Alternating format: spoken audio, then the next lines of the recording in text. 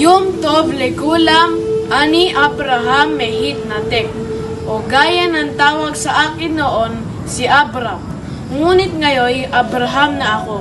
Ama ng maraming bansa, hindi ako hari.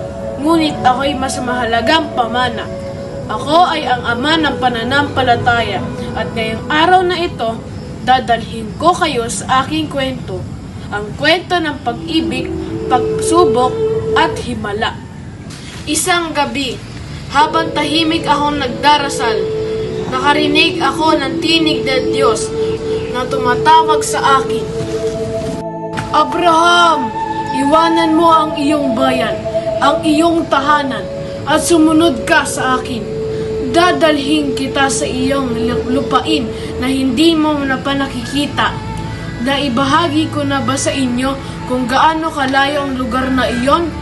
Hindi ko alam kung anong itsura nito.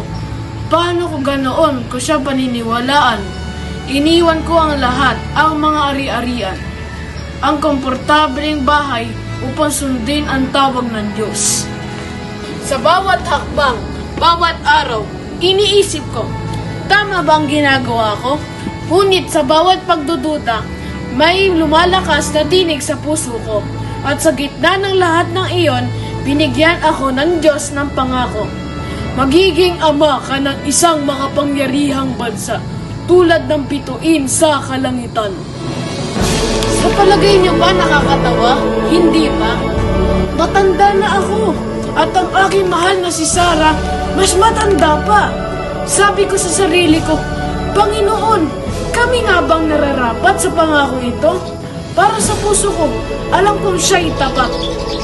At nang dumating si Isaac, ang batang si Isaac, na may ngiti at mata ng mga bituin, doon ko na lamang totoo ang pangako ng Diyos, ngunit hindi pa nagtatapos ang kwento. Isang araw, tinawag muli ako ng Panginoon. Abraham, dalhin mo si Isaac sa bundok na Moria. Isakripisyo mo siya para sa akin. Ano kaya ang iyong gagawin?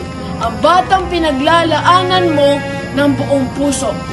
Pangako na sa kanya, lahat magsisimula. Hindi madali, mga kaibigan, pero sinunod ko ang kanyang utos. Sumama si Isaac nang walang kaalam-alam. Dala ang mga kahoy. Nang tanungin niya ako, Ama, nasaan po ang kordero para sa handog? Ngumiti ako at sinabi, ang Diyos ang magbibigay. Ngunit bago ko pa maabot ang sandaling isasakripisyo, narinig ko ang tinig ng Diyos na nagsabi, huwag mo galawin ang bata, Abraham, at sa mga palumpong, nakita ko ang isang kordero, handa para sa handog. Ang Diyos ay tapat at mabuti.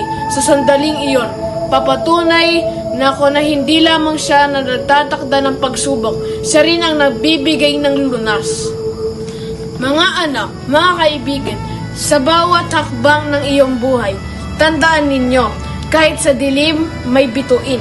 Kahit sa pagsubok, may pag-asa. Ako si Abraham, ang iyong ama at pananampalataya. At sa aking kwento, naway natagpuan ninyo ang liwanag na nahawak sa iyong mga puso sa landas ng iyong buhay. Maraming salamat.